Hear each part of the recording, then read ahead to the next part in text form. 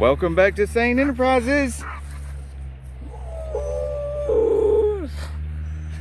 What are we working on today, Dakota? That's right. Today we've got a tool review.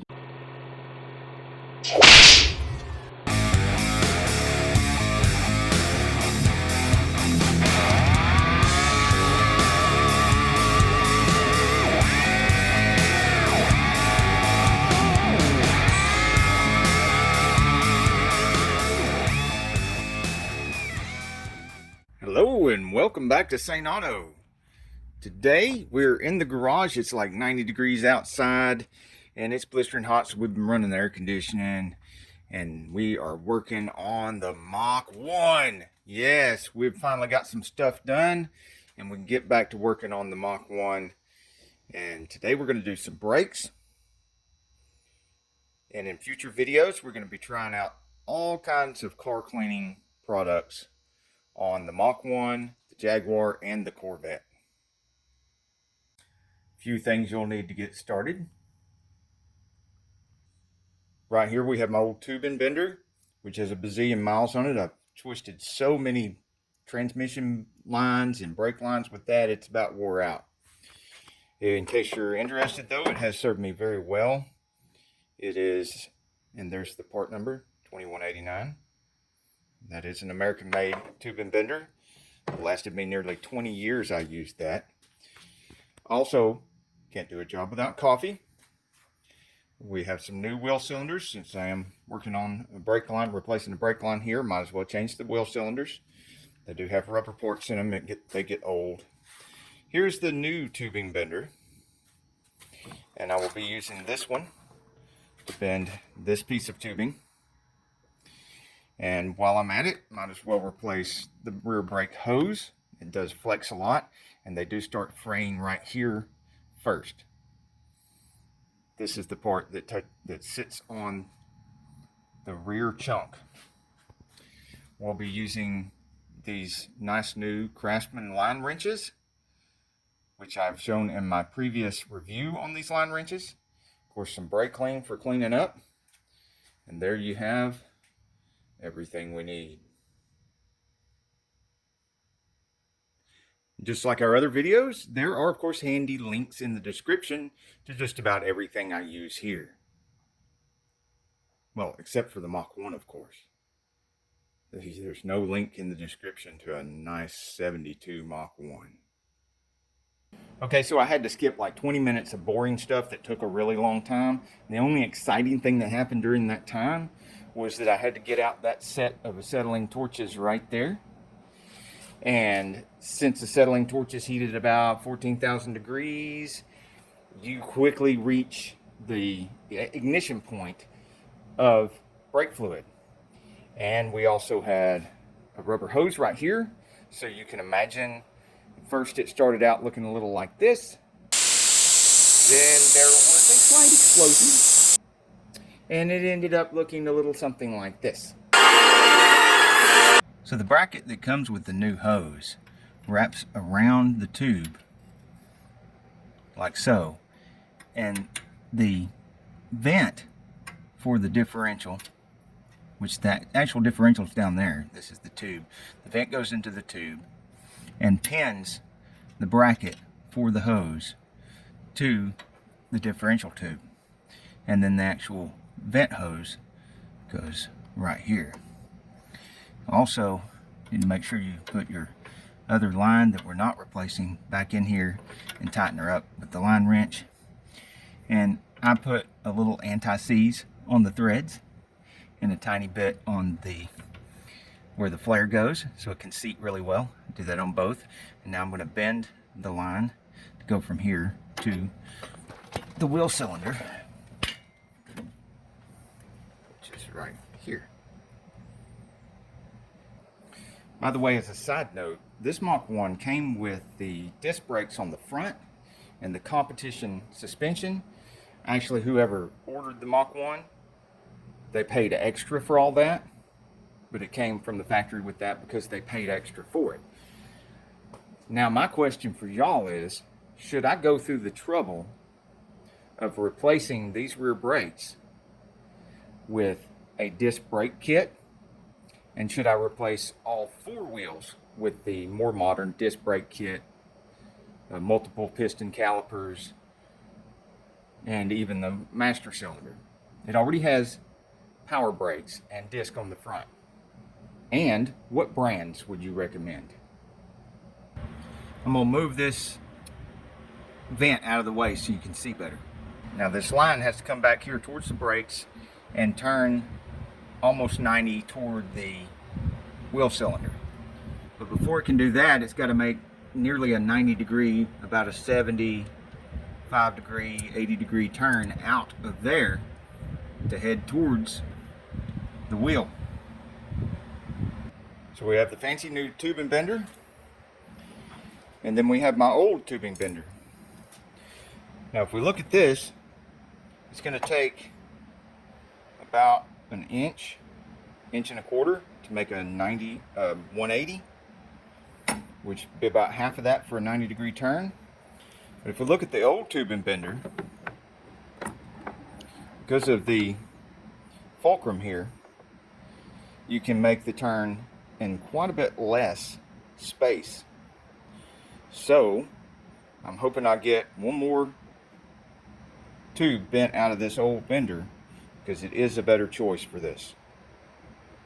First we got to change the size of the fulcrum.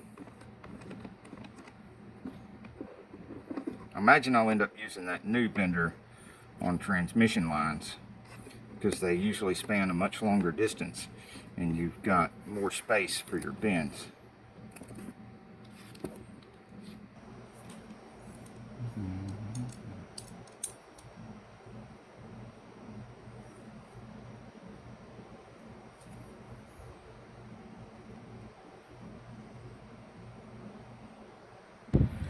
And that looks like it just barely gets us started.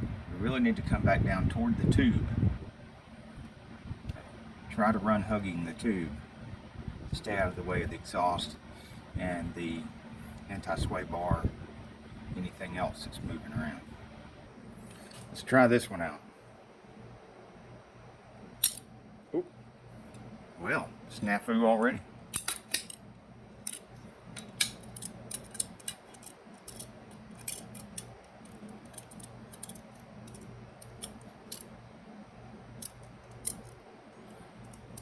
I think I'm liking my old one better. Okay, back to the KD 2189. See what we can do with this. Yeah, much better.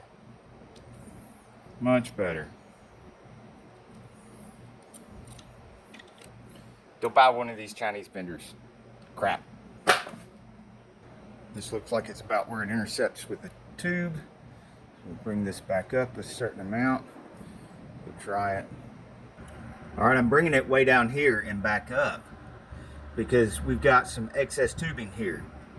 You can only get this in 12 inch or 20 inch. 20 inch is too long, 12 inch is too short.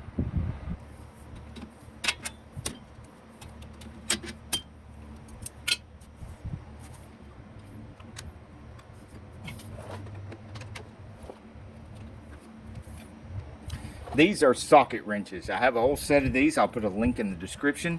These are handy for reaching behind places like wheel cylinders and taking the bolts loose there.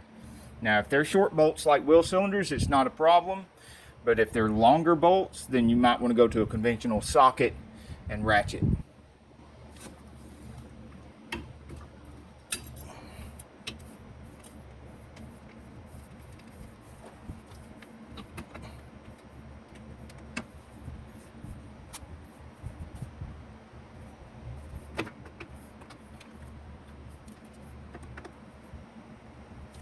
When you're making your own lines from scratch like this, sometimes one end of the line is a different size than the other. And if it's not a pre-made line, they'll come with the same size on both ends, and you have to use a little adapter. And when you thread it into there, do the same thing as any other threads and use a little anti-seize to lube the threads. that helps out a little bit. And you can either put this on before you install the cylinder, or put the cylinder in there first and then reach behind there and put it on. Just make sure you get this on before you start trying to put your line in place.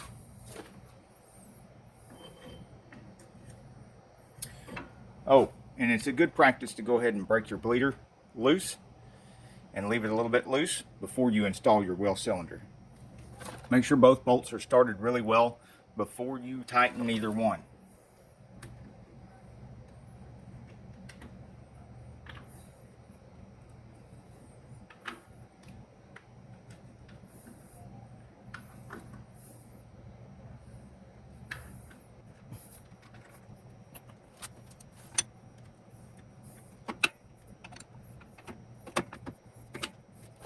If your brake shoes are worn in any way, shape, or form, just go ahead and replace them while you're doing this.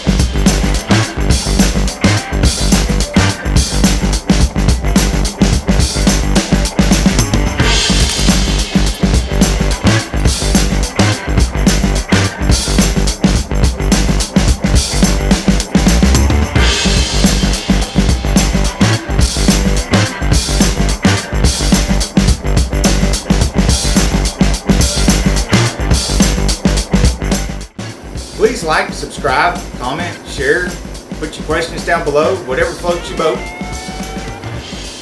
Just remember, if you do anything in these videos, be prepared to be burnt, bruised, and bleeding just like me. It's just going to happen. This is not the kind of job you can do from the couch. So on that note, we'll see you next week. Get off the couch, get dirty.